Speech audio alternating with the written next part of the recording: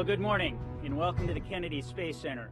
It's another great day at America's premier multi-user spaceport as we get ready to make history once again. With the successful test flight of the Crew Dragon on the Falcon 9 that safely delivered Bob Behnken and Doug Hurley to the International Space Station and brought them home safely, it set the stage for the Crew 1 mission tomorrow afternoon. This is the first flight under contract, the crew rotation mission with SpaceX to the International Space Station. This is truly a new era of human spaceflight, and I couldn't be more pleased with what the NASA and SpaceX team has accomplished. It's truly an exciting time. It's great that we're flying crews on a regular cadence once again from here at the Kennedy Space Center to space on U.S. rockets. It's also great that we're doing it with our international partners, and we've got Soichi Noguchi from Japan on board. I couldn't be more pleased with what this team has accomplished, and I'm truly proud and humbled to be a part of it. It's my pleasure now to introduce our NASA Administrator, Jim Bridenstine. Through his outstanding leadership and advocacy for the commercialization of low Earth orbit, the Commercial Crew Program, and the transformation of the Kennedy Space Center to a multi-user spaceport have become reality. Please welcome a great American to the stand, our Administrator, Jim Bridenstine. Thank you. Well, thank you, Bob, for that introduction, and thank you for your amazing leadership here at the Kennedy Space Center, which has become now a truly multi-user spaceport, and we're looking forward to so many great things happening right here at Kennedy in the years ahead. But yes, this is another historic moment. It seems like every time I come to Kennedy, we're making history, and this is no different. The history being made this time is we're launching what we call an operational flight to the International Space Station. Make no mistake, vigilance is always required on every flight. But as Bob said, this is under contract. And another first for NASA is that this flight is certified by the FAA, the Federal Aviation Administration. We have Steve Dickson here, and I'll be introducing him here in a few minutes, the administrator of the FAA. But the whole goal here is to commercialize our activities in low Earth orbit. NASA wants to be one customer of many customers in a very robust commercial marketplace for human spaceflight in low Earth orbit. But we don't just want to be one of many customers, we also want to have numerous providers that are competing against each other on cost, on innovation, and on safety, ultimately bringing more access to space than ever before. We, of course, have had success with commercial resupply of the International Space Station, where we're buying services to get our equipment and hardware and experiments to the ISS. Now we are having success with commercial crew. And of course, tomorrow's flight is the next major milestone in this development. And of course, the next big phase is commercial space stations themselves, where we have private capital and NASA as a customer as well, ultimately capitalizing, funding, and moving forward for this new era in human spaceflight, where again, NASA is just one of many customers and numerous providers are competing on cost and innovation. The ultimate goal is to have more resources to do things for which there is not yet a commercial marketplace, like go to the moon and on to Mars under the Artemis program and the Moon to Mars program. That's ultimately what we're trying to achieve here. And because of what's happening today, all of these things are going to be possible in the future. So this is a very exciting time for NASA, and these are, again, historic firsts. So tomorrow's launch is licensed by the Federal Aviation Administration. Steve Dickson has become a good friend of mine. He is the administrator of the FAA, and of course, he's a graduate of the Air Force Academy, an F-15 pilot by trade, who went to work for Delta, flew the line at Delta for 9 years. By the way, he got a law degree in the midst of all this. And then, of course, he went into management at Delta as the Senior Vice President of Flight Operations before taking the helm of the Federal Aviation Administration. So please welcome Steve Dickson to the microphone.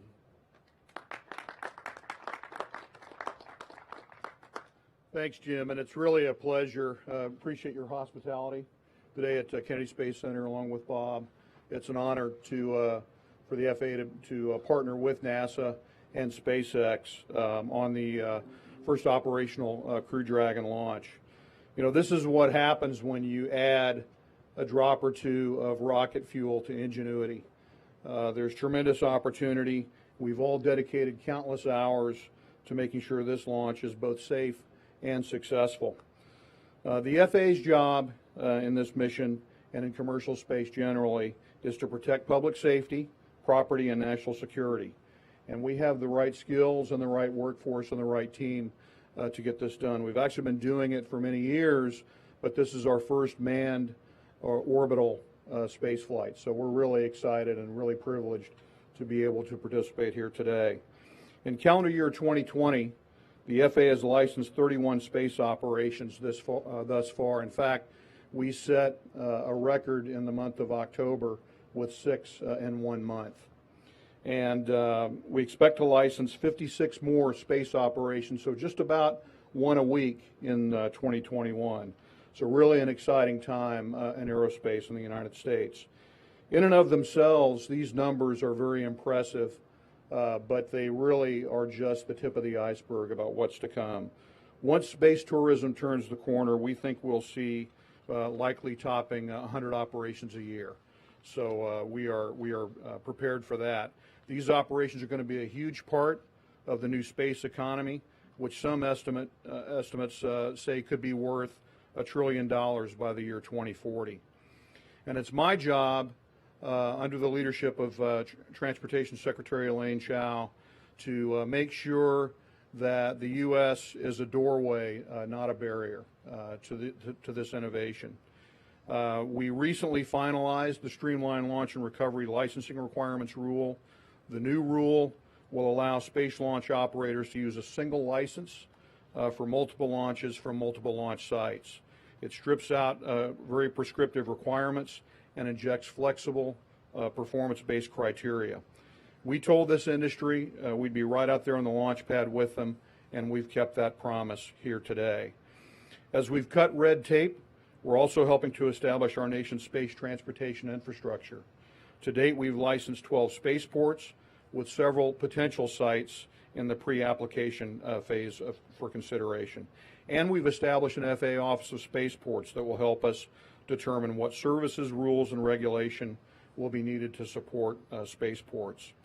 And along with this, a whole suite of game-changing technologies and procedures to safely integrate space operations into the National Airspace System.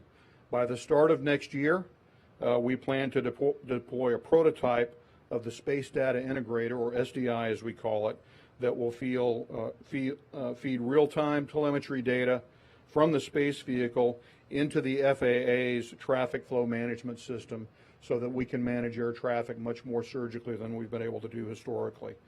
With SDI, we'll be able to block off less airspace for a space operation and release that airspace more quickly so it's available for other airspace users. And to complement SDI, we're already using time-based air traffic procedures to help us better manage the flow of aircraft around a space launch or reentry. This is also, I think, an inspiring time for young people as well. We want young people to know what the opportunities are in aerospace and space in particular that can come from a career, and we're working to reach kids of all ages. As a matter of fact, I'm going to be watching tomorrow's launch with a group of kids from Tulsa, Oklahoma, who really have the dream of going to space that's within their reach in ways that it never was for my generation. So I'll just leave you with this. Tomorrow's Crew Dragon launch is a great example of American ingenuity, but it's also a tremendous example of global leadership and partnership. But there are even bigger and better days to come. America is watching, and the entire world is too. They want to see this industry continue to do great things. And from what I've seen, this industry is stepping up to the task. And to that point, it's my privilege now to introduce Hiroshi Sasaki-san, who is the Vice President of JAXA. Thank you.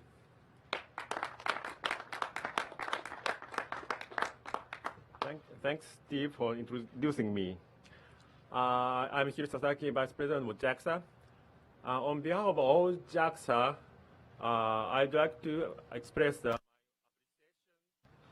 to the NASA and SpaceX staff for the Crew 1 launch operations. It is a great pleasure for me for this exciting missions. And Soichi Noguchi, Japanese astronaut, is well prepared for the launch. And Japanese experimental module Kibo of ISS is also ready and waiting for the crew arrival.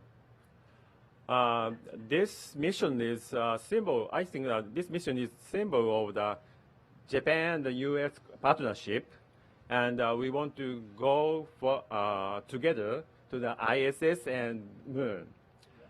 I'm looking forward to the launch tomorrow, and I wish you a successful launch. Thank you. And I'd like to introduce Sanita Williams, NASA astronaut, and very famous even in Japan. Thank you, Sasaki-san. It's so great to be here in Florida. I'm so excited to see our friends launch tomorrow. Mike, Victor, Shannon, and Soichi. It's just going to be awesome to see them get to the International Space Station and be up there working for the next 6 months. You know, the Commercial Crew Program with Boeing and SpaceX has just been spectacular. Watching the innovation from both companies has been amazing.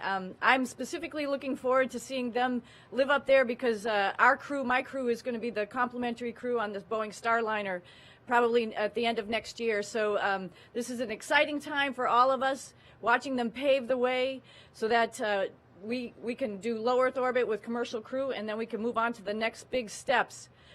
With that, I'm going to introduce one of the newest astronauts in the newest class of astronauts, Johnny Kim, who is going to be leading that exploration charge. Thank you.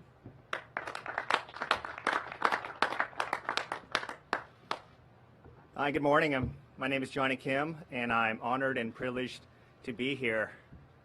It's crazy to be thinking about what we're going to be doing tomorrow.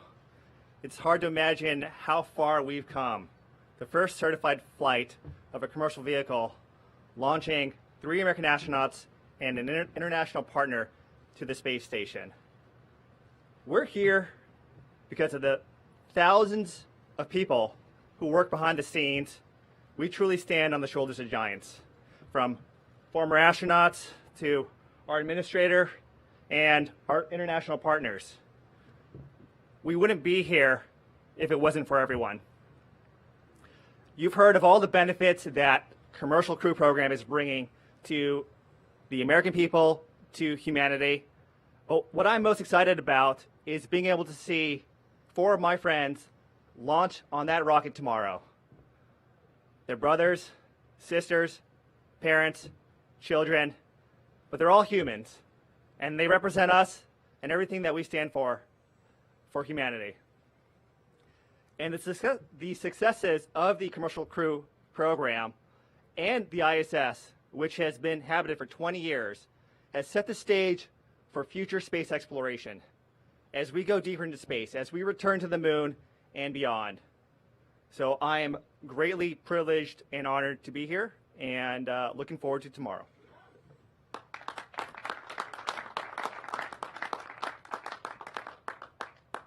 Now, thank you. We'll start taking questions from reporters. Please, 1 question for reporter. And our focus is on Crew 1. Any question other than Crew 1, we'll be happy to take it after this press conference. Our first question. Hello, Marcia Dunn, Associated Press for Mr. Bridenstine. Elon Musk has been tweeting this morning that he's not feeling so good, and some of his COVID tests have come positive, some are negative. What's he telling you personally, and are you going to allow him to be in launch control or crew quarters even if his next test comes back positive? I mean, negative. Sure. So I talked to Elon 2 days ago before this news came to be. I'll tell you, when somebody tests positive for COVID here at the Kennedy Space Center and across NASA, it is our policy for that person to quarantine and self-isolate. So we anticipate that will be taking place. And, you know, we're looking to SpaceX to do any contact tracing that is appropriate. And then, of course, if there are changes that need to be made, we will look at those. But it's very early right now to know if any changes are necessary at this point. We just don't know. Hi, Lauren Grush with The Verge. My question's for Jim.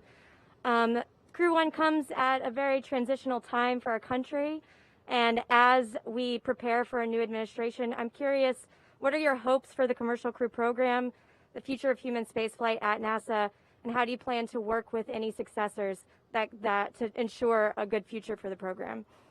So when we think about the Commercial Crew Program specifically, and I've said this a lot, we are exceptionally grateful to the leadership of Charlie Bolden and his commitment going back many years, and then of course Robert Lightfoot, and then the leadership that I've had. So this is a program that has spanned multiple administrations, and I have always said, and I will continue to advocate for NASA creating sustainable programs. That's what we look for, and that's something that I think we are achieving with the Artemis program.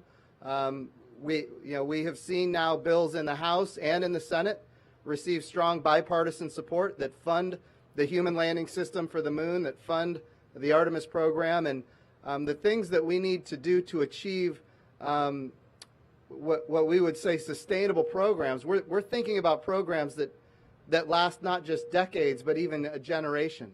I would like to see, a day when my children are my age and we have people living and working on the moon and in fact on Mars. So to achieve that, we're gonna need to have strong apolitical bipartisan support. We have worked for that day in and day out since the day I came to NASA. That was my commitment. And I look at what's happening in the House and the Senate, and I am confident that we have strong bipartisan support that will result in a sustainable program. Thank you.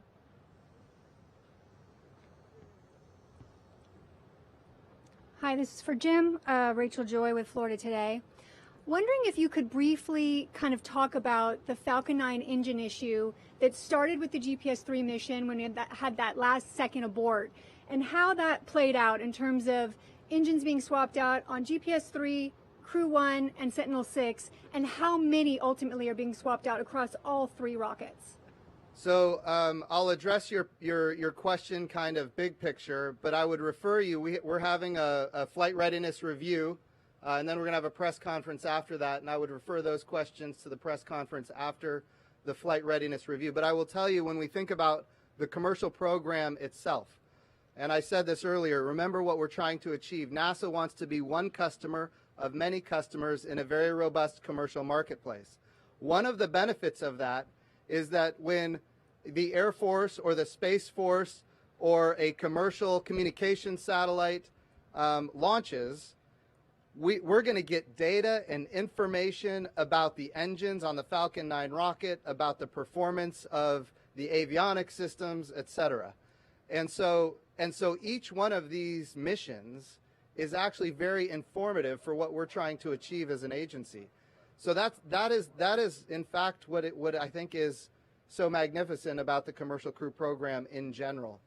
I would say, when we go back to the shuttle era, every flight was a human flight, and every flight was in fact a NASA flight. And in this case, we've got commercial flights, as Bob Cabana has done. He's turned this facility into a multi-user spaceport where we have all of these different entities using these commercial vehicles, including now NASA, so we can get benefits from all of these other launches. So I'll leave it at that, but I would refer you, the flight readiness review is going to be happening today, and at the conclusion there will be a conference, and certainly that's a question that I would refer to them. Yeah. Hi, it's Chris Davenport from the Washington Post for Jim. You touched on this in your opening remarks, but there's a lot of talk about this being the beginning of operational flights from U.S. soil, regular flights with crews to the space station. But the fact of the matter is, a Crew Dragon's only flown a couple of times. Can you talk, please, a little bit about what you're doing to ensure that it's safe? It seems to me that this is a test mission still in a lot of ways. Absolutely, Chris. So when we think about flights to space, they are all we take all of them with great precaution. We take them very seriously. And every bit of attention to detail that we have on a test flight, we also have on operational flights. That being said, I've also said, we learn from every single flight, whether it's operational or a test flight. But here's the thing. We're launching 4 astronauts, 3 American astronauts, a Japanese astronaut. They're going to the International Space Station for a period of 6 months to do very real and serious work on behalf of the American people and on behalf of humanity at large. And so it is operational, but it is also true that when you think about space flight, every flight is a test flight. There's always something new and always something different. In this case, they're going for a longer period of time. They're going to be doing different things on the International Space Station. They're going with a crew of 4, and they're going to be doing some different things on the way. And each one of those requires us to be exceptionally diligent, which we always are. But make certain we don't take any of this lightly. Thank you.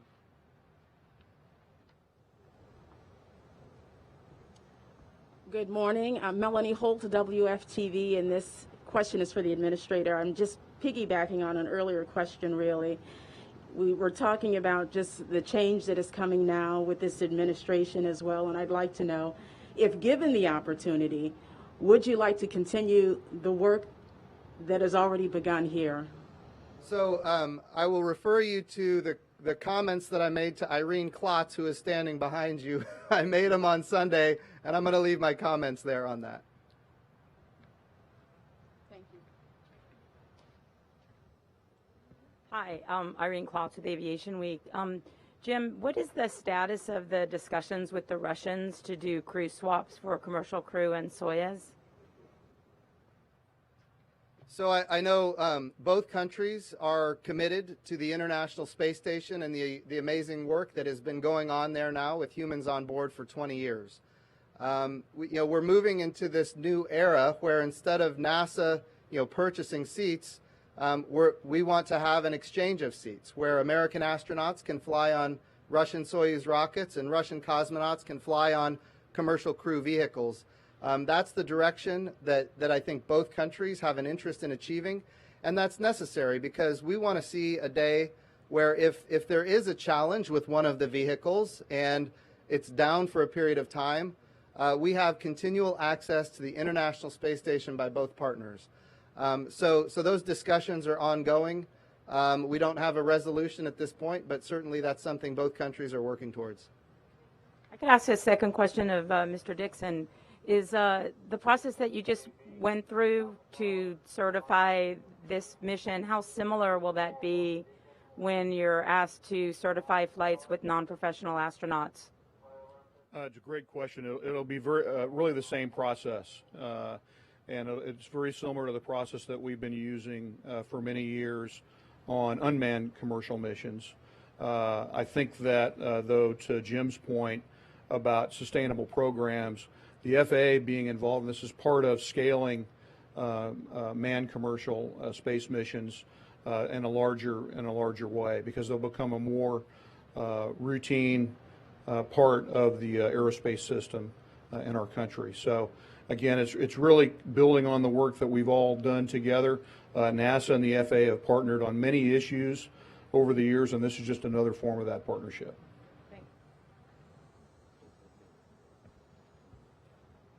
Hi, Stephen Clark from Spaceflight Now. If I could ask 2, please. First, for Administrator Bridenstine, wanted to get your response to the appropriations bill in the Senate that provides about $1 billion to the HLS program, less than a third of what the administration requested. A little bit more than the House version, but not as much as you requested. Just wanted to see how that whole process is going to affect the HLS procurement and 2024 for Artemis. And for Sonny Williams, what's the latest you're hearing from the Boeing team on Starliner and when those test flights may be, OFT-2 crew flight test, and when you're going to fly, and what's driving the schedule right now? Thank you. Great questions, both. I'll tell you, when it comes to the bills that we've seen in the House and the Senate, first of all, we currently have enacted a $600 million appropriation for a human landing system, which was done with bipartisan support in both the House and the Senate.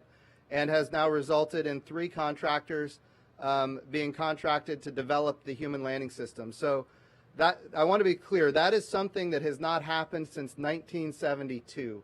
So we are exceptionally grateful for where we are right now because of the bipartisan support we've had from the House and the Senate.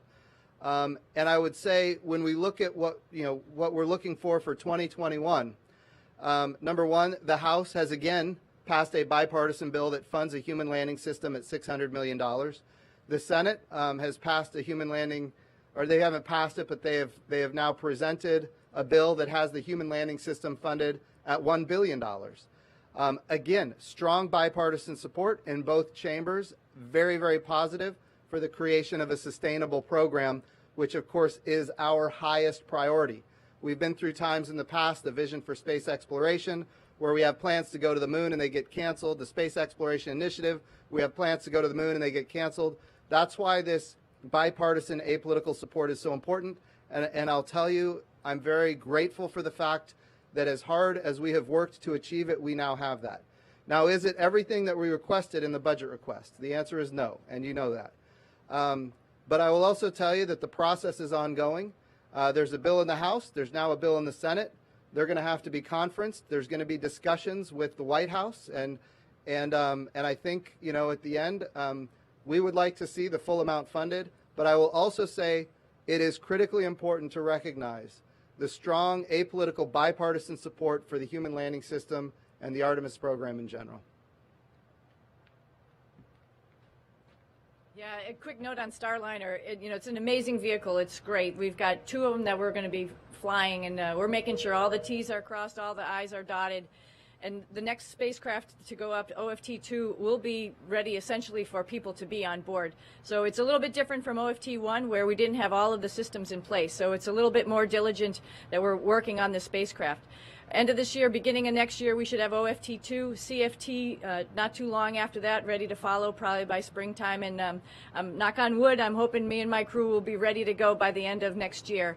It's going to be an exciting year with, we also have to worry about what ports are open on the space station. It's getting a little crowded in space, and that's a really good thing, and we're just going to have to work into the schedule. So stand by. It's going to be before you know it.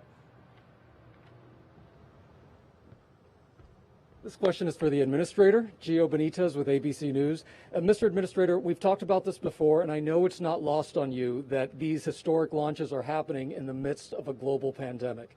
So you could even argue that more people are suffering now than they were in May when we saw that other launch. How do you convince the American people that this is an important mission that needs to happen right now?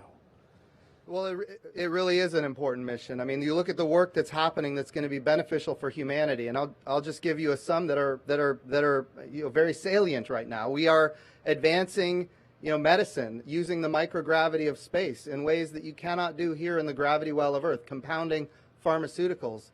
We are advancing immunizations, and the 2 that I talk about the most are salmonella and pneumonia. Immunization capabilities that have been advanced using the microgravity of space that have had transformational impacts for life here on Earth. But of course, we're talking about 4 astronauts going to the International Space Station. The amount of research that we can get given the complement on the International Space Station right now is good. When we have additional astronauts, a full complement of crew on the International Space Station, the amount of research is going to be transformational. And so it is critically important as we advance the human condition here on Earth, whether we're, we talk about creating human tissue in the microgravity of space where it doesn't go flat like it does in the gravity well of Earth. That human tissue is regenerative in nature, and it can be used to maybe save lives one day. So these are the kind of technologies, when we talk about industrialized biomedicine, that are happening on the International Space Station right now, that may relate to this pandemic, that may relate to the next pandemic, that may relate to people right now that have macular degeneration. We're creating artificial retinas for the human eyeball on the International Space Station using advanced materials, not biomedicine, but advanced materials. So these are the kind of things that are transformational for life on Earth. And we believe that it's critically important. I also want to give compliments to Bob Cabana, shuttle astronaut, 4 missions. who has done great work as the leader of this center. We have had cases at this center, but people aren't getting it here. They're getting it other places because of the protocols Bob has put in place and the adherence, the great workforce here at Kennedy, the adherence to those protocols, social distancing, mask wearing.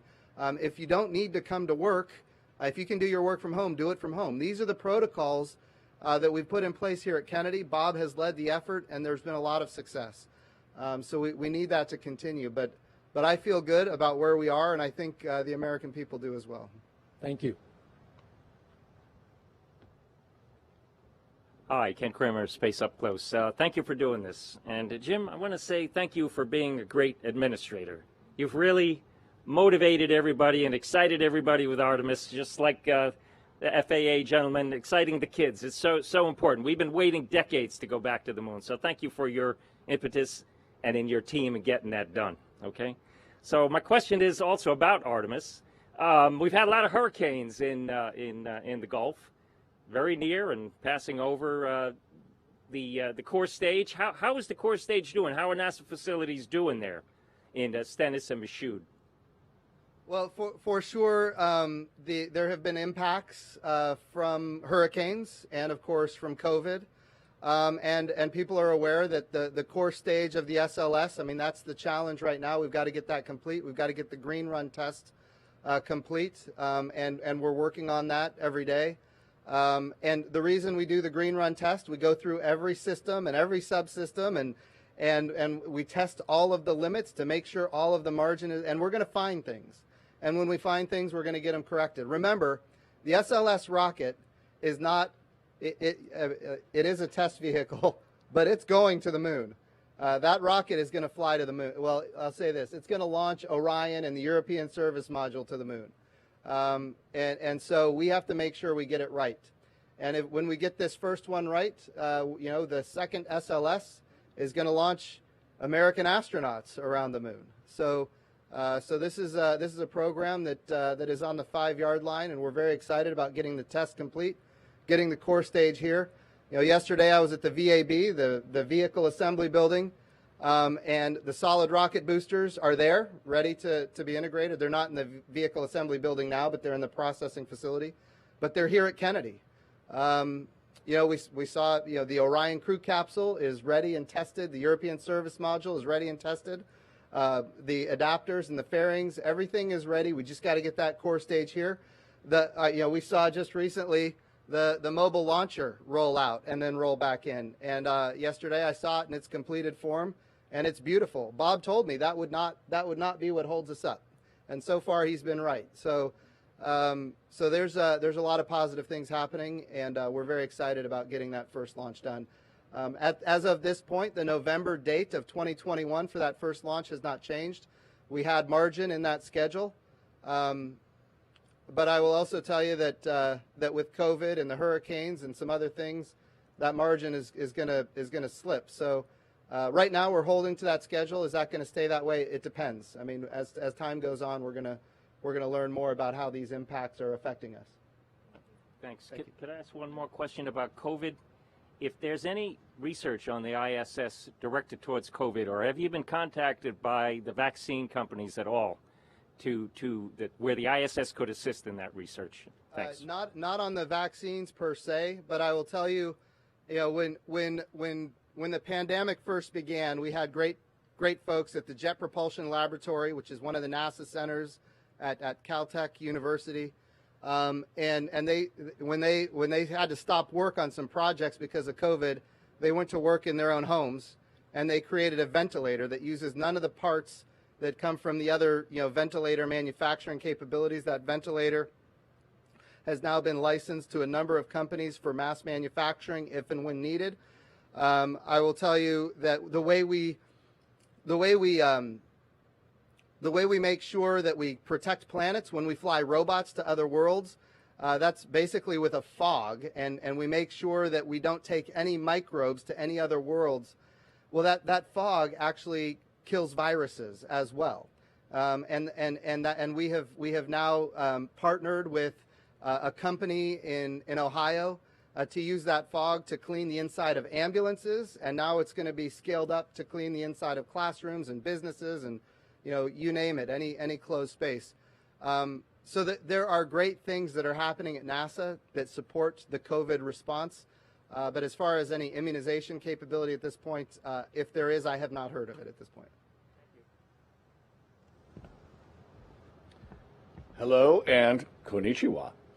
Phil Keating, Fox News. I'll identify two issues that we took up and dealt with, and then I'll turn it over to Bob regarding the launch pad itself. So when the capsule came back, it looked like the ablative heat shield had some spots where it may have ablated more than we anticipated, within limits, within margin, but more than we anticipated. And of course, the good thing again about commercial crew and commercial resupply is that we've tested a lot of heat shields, and we've seen a lot of heat shields. Now, we've made adjustments to the heat shield to ensure that we understood what the issue was and fixed it. And then there was an issue on the parachute where they opened maybe a fraction of a second later than we anticipated, all within margin. I want to be very clear, all within what was specified as far as the realm of safety.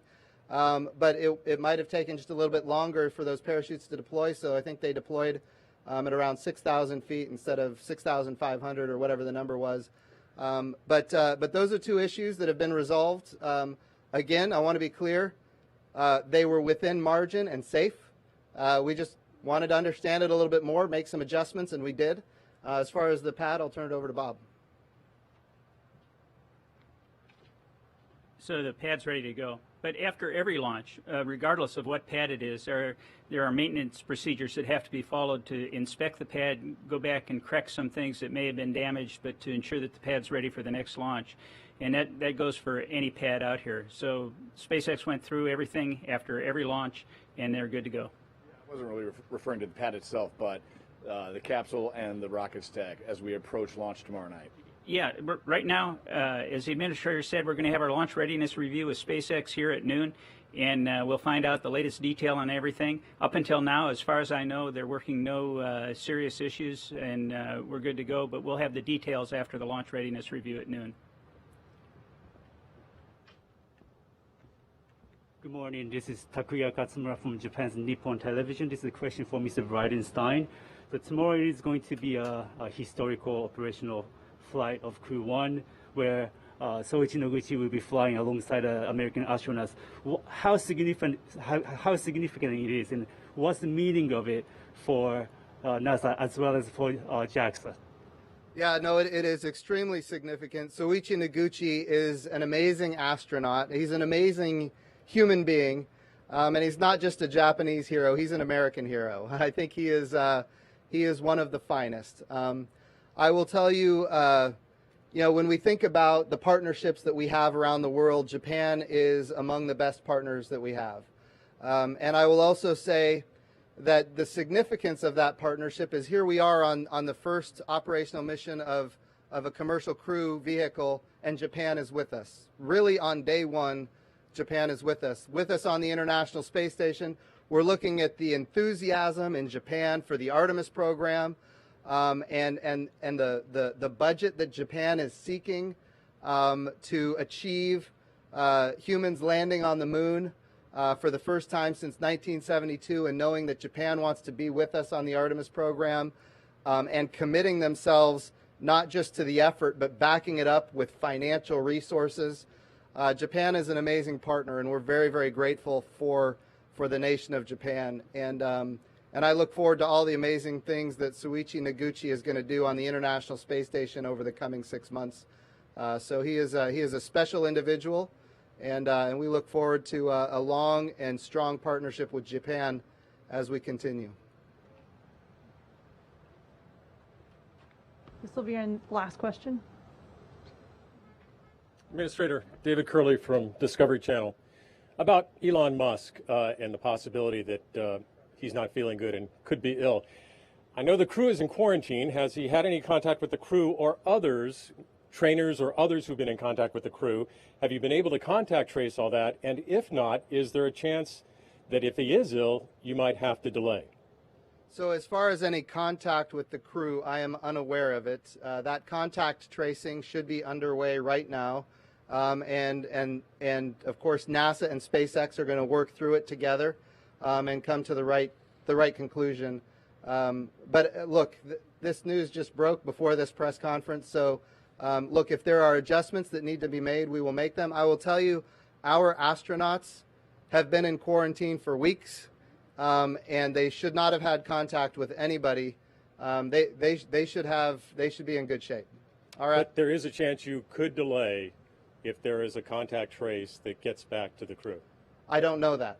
I'm not going to say that. There's a lot to learn. Thank you, sir. Yeah. Thank you so much. We'll close out the press conference with final remarks from the administrator.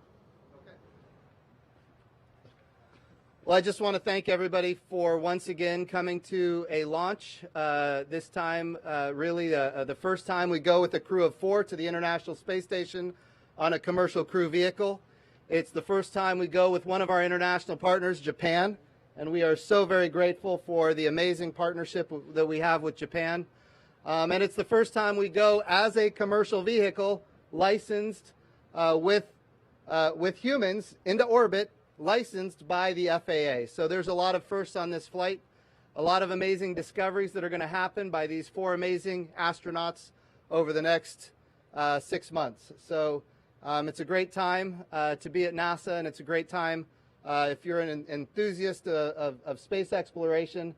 Boy, I'll tell you, there's a lot happening now, not just in low Earth orbit, but with the Artemis program and all the way to the moon. So thank you all for being in attendance, and we'll look forward to a great launch tomorrow. Thank you.